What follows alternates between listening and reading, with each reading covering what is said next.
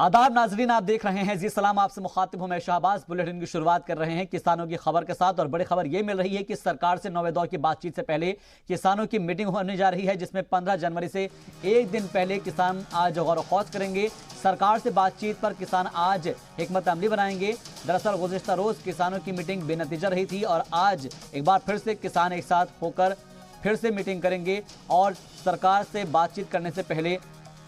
हिकमत अमली तैयार करेंगे। दरअसल 15 जनवरी से एक दिन पहले यानी कि 14 जनवरी को आज किसान गौर खौज करेंगे और सरकार से बातचीत से पहले किसान एक हिकमत अमली तैयार करेंगे कि सरकार से क्या क्या अपने मुतालबात रखने हैं और किस तरह से अपनी मांगें रखनी हैं, और जो उनका आंदोलन चल रहा है उसको लेकर भी हिकमत अमली तैयार होगी। दरअसल आपको बता दें कि लगातार 50 दिन हो चुके हैं इस आंदोलन को चलते हुए और इसको लेकर मुसलसल सरकार की तरफ से ये अपील की जा रही है कि ये आंदोलन खत्म कर दिया जाए और उनके जो तमाम मुतालबात हैं उनके ऊपर सरकार गौर खौज कर रही है। लेकिन किसान बज़िद है इस बात को लेकर कि उनको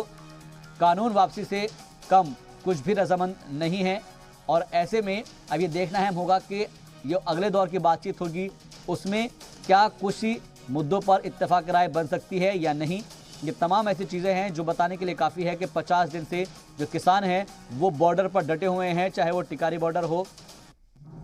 या सिंघू बॉर्डर या फिर मुल्क के मुख्तलिफ मकामात पर जो किसान मुजाहरा कर रहे हैं, उनका आंदोलन अभी भी ये जारी है और इस तहरीक को आगे और भी बढ़ाने की बात कही जा रही है। कल लोहड़ी का त्यौहार मनाया गया और जो आग जलती है उस आग में जो